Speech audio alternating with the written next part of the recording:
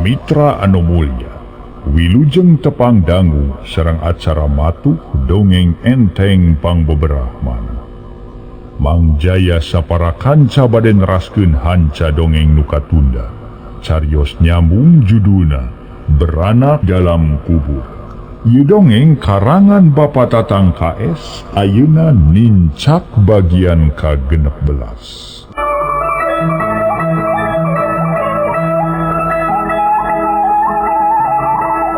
Harita para mitra si Anta lumpat nanyanyekel calana sontong. Sabab kolorna pegat kabedol ku si Oded waktu renai ka pasir menimeh-mehan rek kataranjangan. Gilak si Oded mengko kabelah kenca maksudna rek motong jalan ngarah deket ka imahna.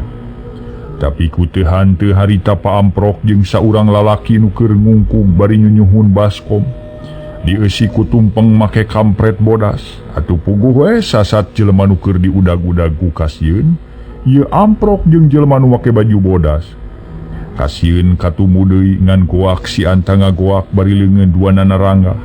Atuh calanana morosot ngalumbruk dina taneuh. Harita para mitra nu keur nyuhun baskom dieu si kutumpeng kabawakeun reuwas. Manehna ngagoak disangkana mah jelema nu gelo dumeh morosotkeun calana katingali orat. Si horeng nu nyunyuhun baskom dieu si kutumpeng teh Mang Sukro. Manehna ngaberetek lumpat nepi ka tumpengna tamplok jeung baskom-baskomna.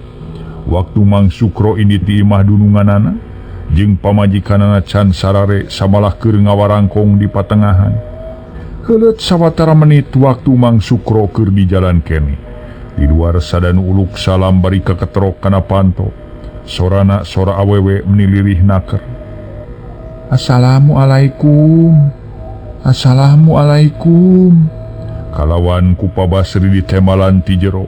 Waalaikumsalam warahmatullahi wabarakatuh. Sahanya ibuna sadasar awewe uluk salam. Pa Basri nanya bari ngareret ka Ibu Marnah pamajikanana. Duka atuh da teu patos apal kana sorana. Wah jurunan Mang Inon mah kitu dititah nyusulan tumpeng teh. Kapan tumpeng mah tadi geus dikirimkeun ku Ki Ukro pira ku can tepi onaman mah.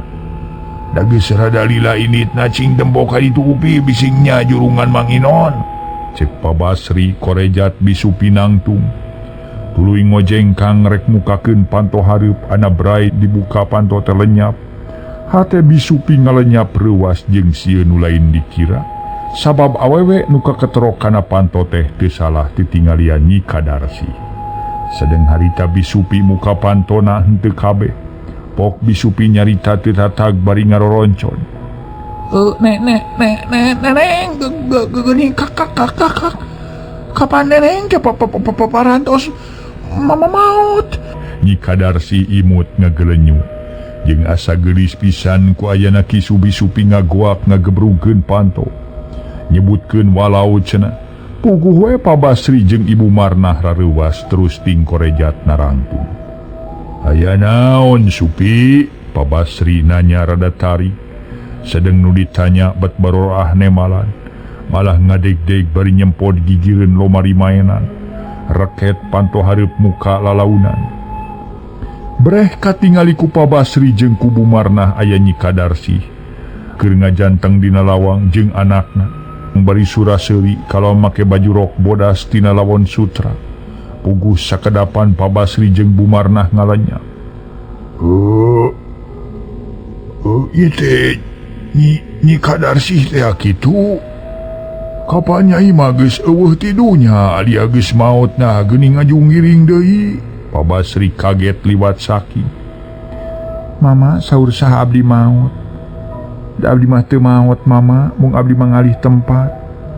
Abdi ka dieu sanes bade ngaganggu ka Mama atan nepi ka Ibu. Nanging abdi hoyong tepang kalayan bade nitipkeun murang kali. Mun putu Mama sareng putu Ibu, ayeuna abdi bade nyusulan Kang Dani. Sanos anjeunna tos nganyerikeun ka abdi ge tetep abdi masih keneh ngangkeun panutan ka anjeunna. Mangga ieu Ibu geura bagiakeun putu Ibu mangkaning sakieu gumulengna. Katamih abdi gaduh anak nikalan istri. Cek Nyi Kadarsi bari ngagolelkeun orok gogoaran dina lawang panto hareup. Masya Allah Gusti Nu Maha Agung.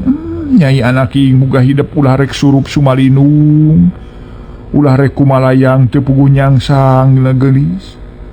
Sabab hidup geus pindah alam ka alam kubur. Nah hidup teh make nemongan sagala. Daku ibu jeung ku ama gesok dikiriman doa. Jung gera balik anaking ka alam nyai nu langgeng perkara budakeun ku ibu moal burung dirawatan. Akhirnya ari ieu anak nyai teh ku ibu moal burung dirawu di pangku gelis. Cek Ibu Marna. Sanajan hate pinuh kasieun ge maksakeun cumarita. Ari tutas nyarita les Nyi Kadarsih niles teu kanyahoan ka mana korolosna. Da pugulai Nyi Kadarsih asli eta ukur nemongan. Sedang orok dina lawang gogowaran bari buligir teu diamet-amet acan.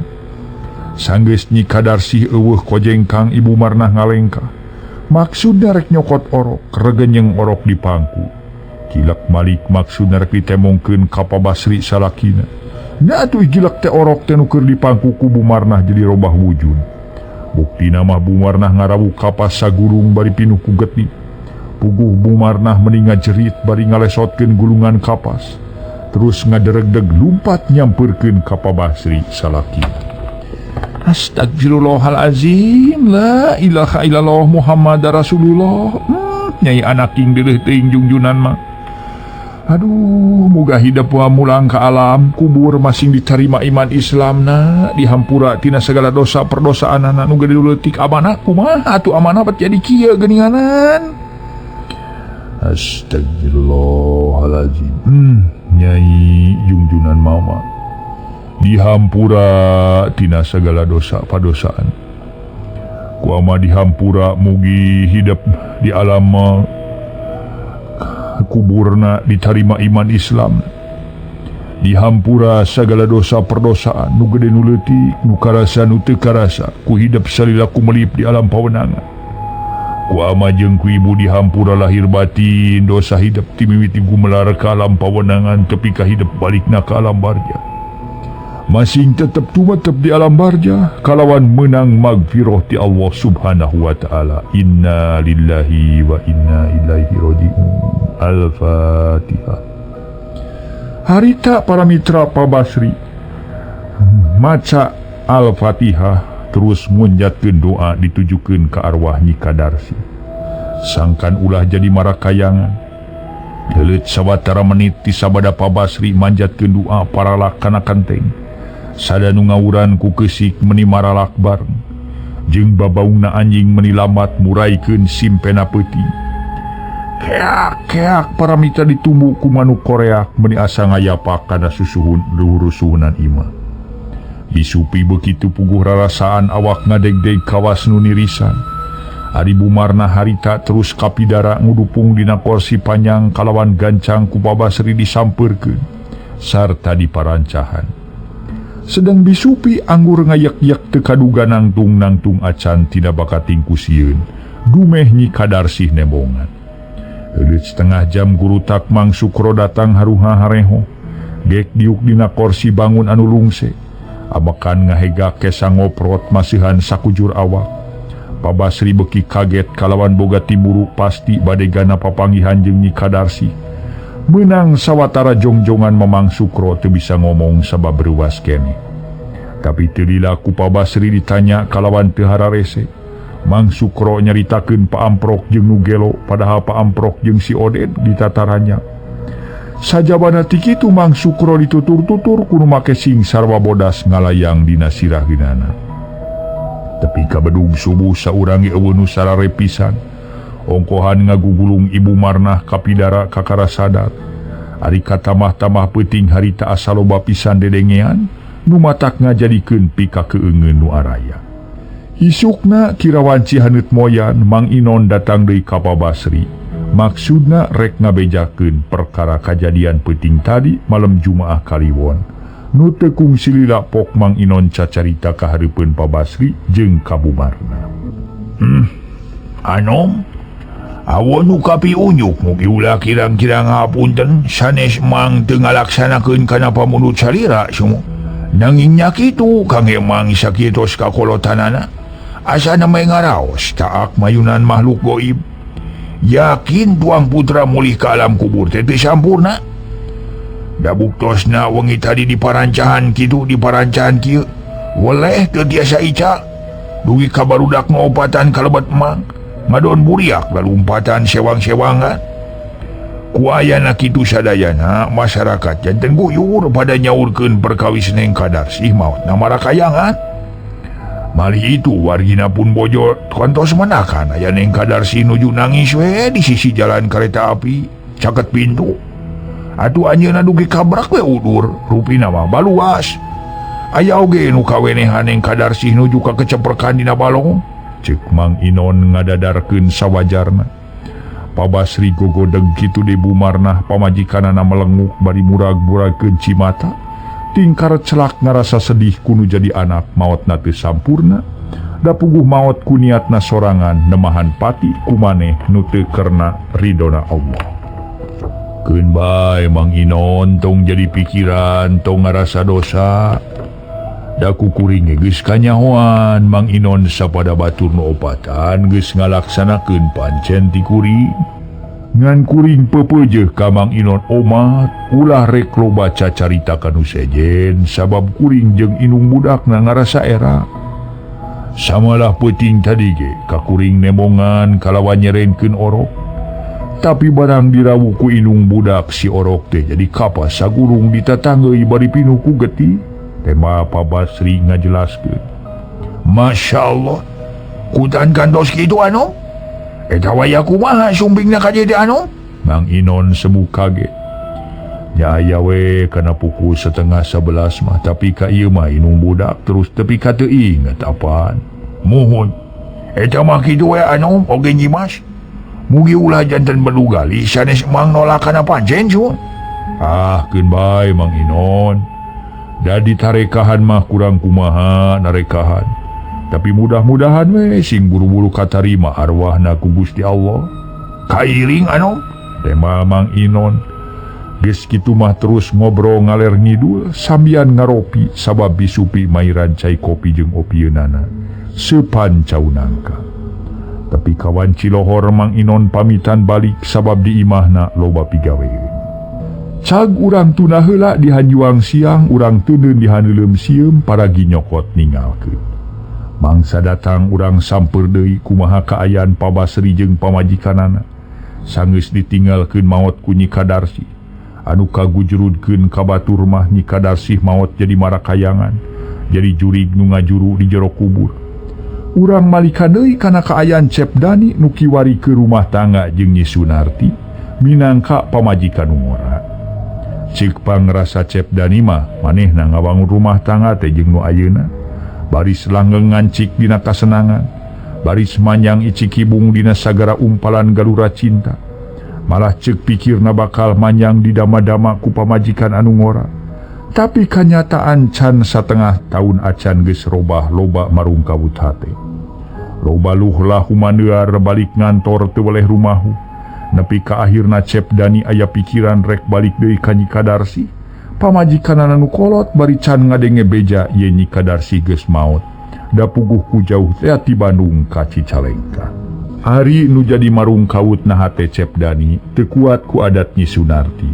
Sajabati kitu loba pisan pamentana hayang itu teh, hayang ieu teh. Lamun teu katedunan sok terus ngagamreng. Harita geus aya kana tilu poena Nyi Sunarti ngabudian bae dumeh eta menta dipangmeulikeun perhiasan can kacumponan. Samalah lain Nyi Sunarti bae sanajang indungnya Nyi Sunarti kasebut mitohana ge. Sok rajin ngabaeudan ka Cep Dani. Ku ayeuna pamenta teu katedunan keur Nyi Sunarti nepi kaluas menta papegatan deui. Ongkohan ku ayeuna Nyi Sunarti boga deui kabogoh ka hiji lalaki bandar beas urang Cikuya. Nu imahna teu sabada jauh ti imah Nyi Sunarti. Malah sok remen dibawa ulin ku bandar beas kaluar kota. Didinya keur Cep Dani ngarasa timbul kaduhung. Kaduhung sabade gunung. Rumah sacila kakupola sorangan akibat ngalajur nafsu ngumar amarah. Eleh ku pangajakna hawa setan. Da puguh tadi Nyi Sunarti daek sotenan dikawin ku Cep Dani. Lain ku dasar cinta-cinta teuing.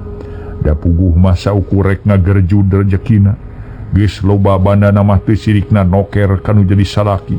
Danya kitu para mitra. Meh rata-rata setiap jalmi nu ngalajur nafsu ngumar amarah. Tara dipikir panjang nafsu kapugung amarah teu kawadahan para mitra. Aya paribasa pakaduhung tara ti heula. Dina hiji poe Cep Dani kakara balik pisan ti kantor meni eueuh cai-cai acan. Ari katamah-tamah Nyi Sunarti pamajikanana ti isuk-isuk can balik keneh. Dibawa pelesiran ku saurang lalaki bandar beas. Nu aya lintang ibu ipah mitohana nu keur andegleng we. Diuk di patengahan kituna teh meni asa jadi nyonya besar. Make jeung maca koran sagala sedeng minantu datang teu direret-reret acan siga nu pura-pura canyaho minantu balik di kantor. Bu Dupinarti angkat ka mana bu? Cep Dani ngareret deket lawang kamarna bari nu natas dina luhur bupe. Luka teuing ka mana wadah ka ibu mah teu cacarita? Temal ibu ipah. Ukur sakitu para mitra. Di barung ku budi nu kuraweud haseum. Malah mah tuluy ngoloyong kaluar siga nu mung loba omong jeung minantuna.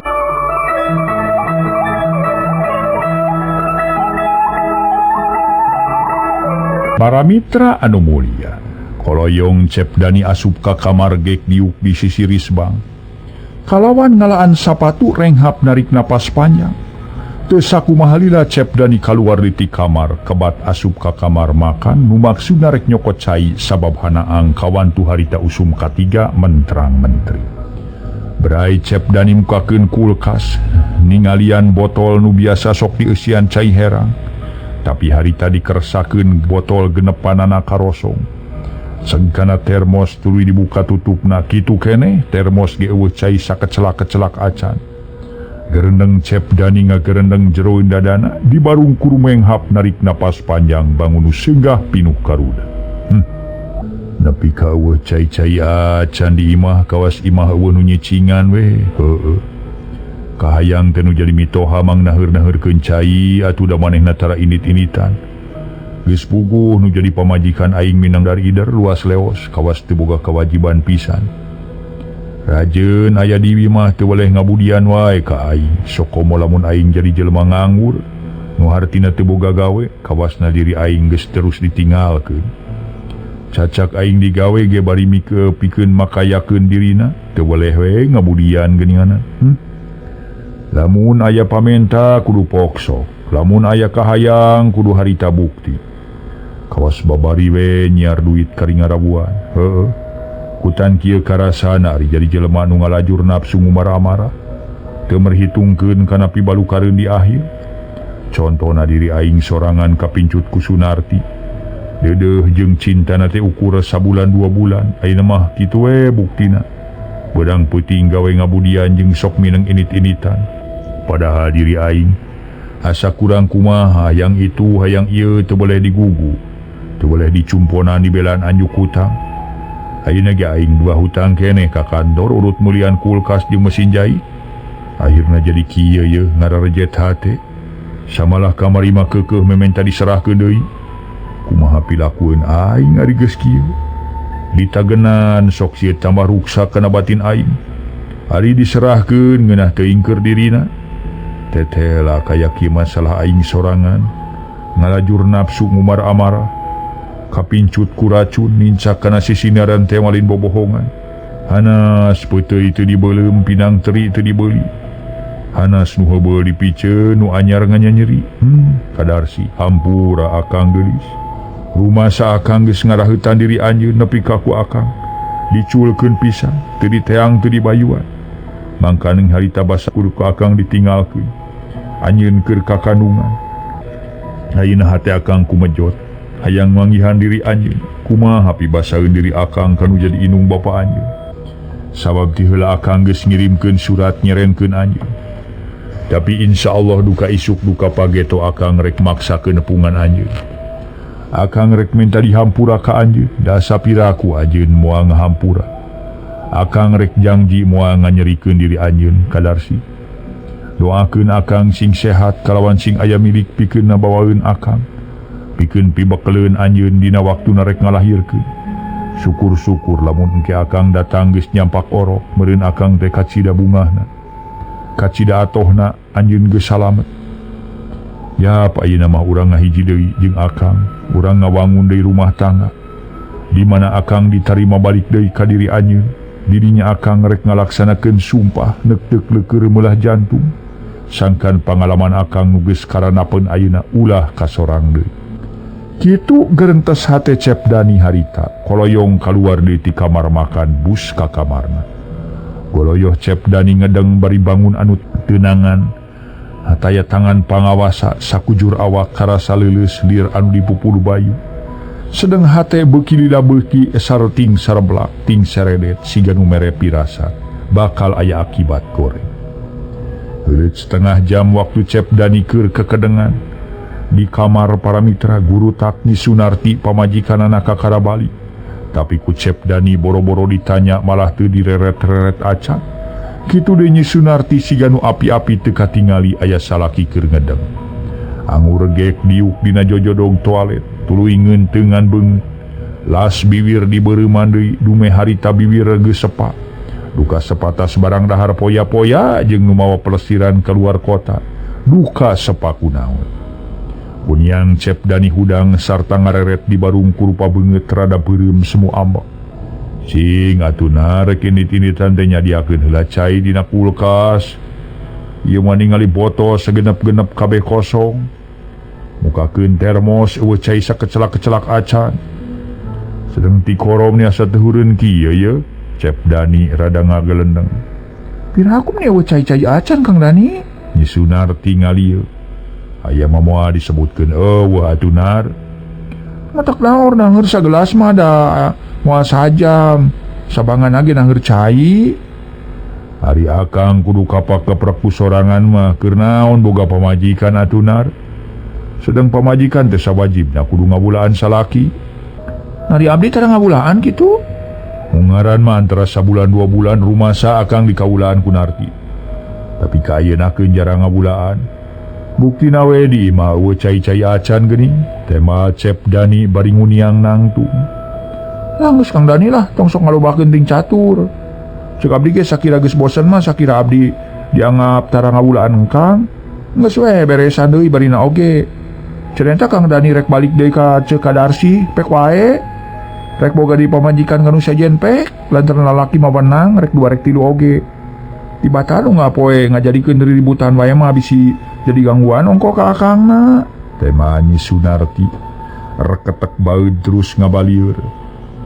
Alah puguh ge ari geus sagala dicukupan mah kitu. Setengah noker kanu jadi salakinya. Lain noker, ieu mah bisi Kang Dani ngarasa kerudet we ku perkara abdi. Jeung dia tong sok nyebutkeun sagala dicukupan sagala kecap kitu teh. Sarua jeung abdi disangka awewe pangeretan. Lamun Kang Dani bener-bener boga sangkaan yen abdi dianggap awewe pangeretan matak naon atuh beresan ayeuna. Tema Nyi Sunarti bari ngalieu. Oh, jadi Narti teh tetep hayang diberesan ku akang? Nya. Tema Sunarti ponok jeung teugeuh. Dina naon arinya mah geus boga pamadegan kitu. Nu hartina hayang pepegatan jeung akang. Ngan kumari perkara imah jeung pangeusina. Mungkin nanyakeun imah jeung pangeusina sagala kawas nu kakara boga pamajikan. Satiap awewe nu boga salaki netelakeun kudu dicukupan sagala rupana. Saawewena nu suka dikawin bari cukup ku dikeukepan masing neangan ka alak paul ge moal manggihan. Mana awewena suka ka salaka lalaki nu hayang wareg dahar, pake HD paparabotan kumplit. Cicing hayang oge merenah, coagna mah hayang hirup senang eueuh kakurang. Kitu deui nu jadi salaki. Moal pati-pati boga gawe, boga penghasilan, lamun lain keur ngabayuan pamajikan. Tema Nyi Sunarti meninorostos. Alah batan ti kacang ninggang kajang ku ayeuna mah jadi pinter ngomong da eta warahan tinu jadi indung. Geus di tema kitu mah Cep Dani teu nyarita deui ngan koloyong we kaluar ti kamar. Tuluy ngaleos ini ti imah nu maksudna rek ngalantung ka jalan itung-itung ngabang berangkeun hate bari nyingkahan pipaseaeun. Datang ka jalan celak tumpak beca ngajugjug ka kota. Tapi ke alun-alun jut turun tina beca kalawan mikeun duit ka tukang beca. Tidinya koloyong kabelah wetan ngadon juntang janteng hareupeun gedung bioskop. Nuka beneran harita poe Minggu kacamata mahalodo atuh teu matak aneh lamun loba jalma nu pelesir jeung nu rek lalajo film meniheurin usik alah batan ti lulut. Recep Dani ngareret kana contoh film anu ngajajar dina temokan. Sakapeung Cep Dani aya pikiran rek lalajo samalah harita geus ngadeukeutan kana antaya nu sakitu panjangna. Tapi dipikir-pikir ngarasa hoream sok sieun teu kabagian karcis. Akhirna ngadon luntang lantung kaditu kadieu. Bari pikiran kumalayang make ras hayang ilit ka Cikuya. Nu maksudna rek nepungan ka Nyi Kadarsi. Da puguh pikiran keur kalang kabut akhirna Cep Dani ngadon ka dalon-dalon. Sedeng harita waktu geus ampir manjing ka Wanci Isa. Sanggeus rada jauh ti gedong bioskop, gilek Cep Dani balik deui. Tuluy kebat lempang ka kulonkeun nu maksudna marek terus balik. Sabab kadenge sora guludug gegeledegan hawar-hawar. Langit nu tadi ceka sebeng ngeras katinga kaganti ku angkeub siga-siga rek hujan badag naker. Angin ngagelebug karasana meni asa tiris. Teu karasa harita Cep Dani anyog ka hiji jalan nu rada tiiseun jeung rada paroe. Ti beulah kidul katingali saurang wanoja keur leumpang sorangan meni bangun anu salse naker. Kepat ngagandeang pangawakana jangkung sampulur make kabaya berukat bodas karemong palangi nyampai dina taktak. Sanggeus deukeut reg eta wanoja eureun sarta miheulaan nanya siga nu geus wanoh naker.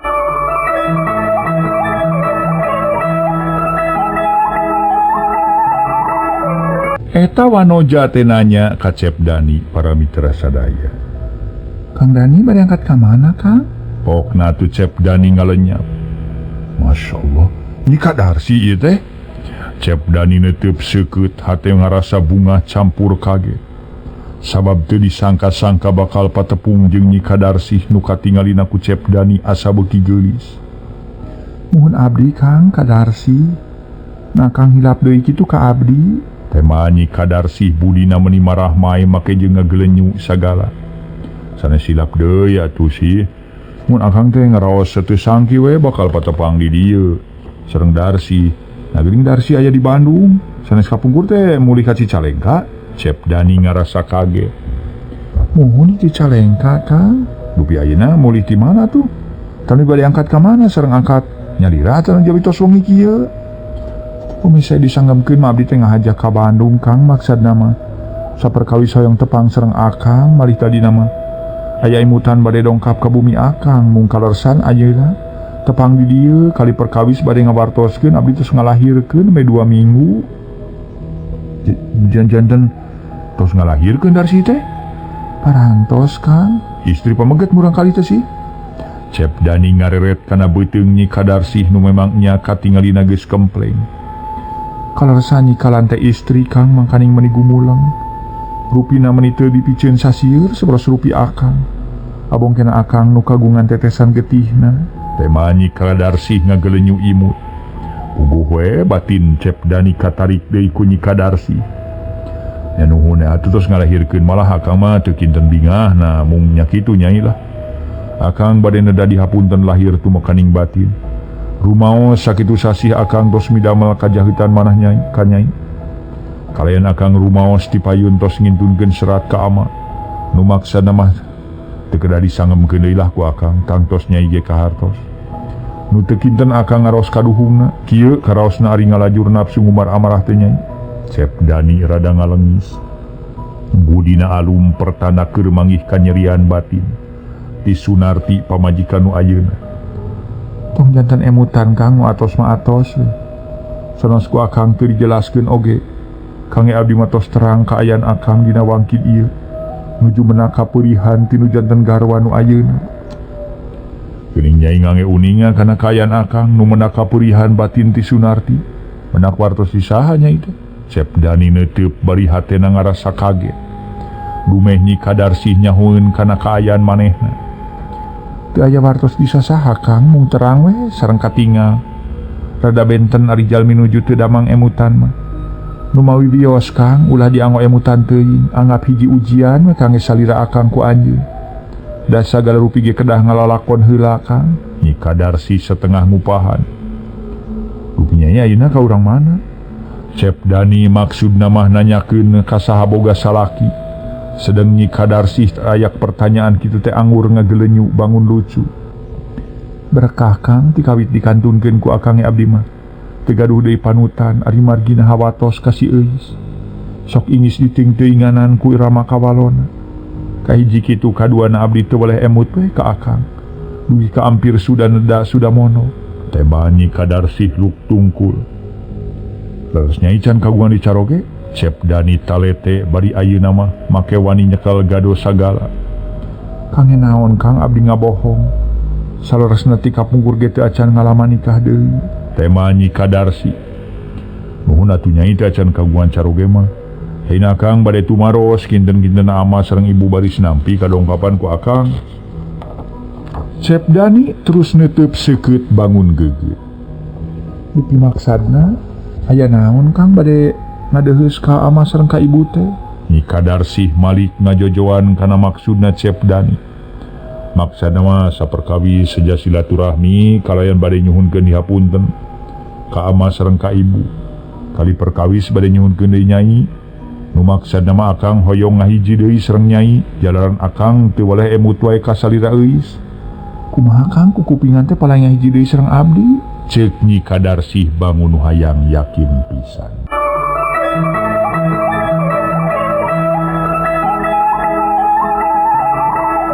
Harita para mitra sadaya Dani tuluy nyarita deui.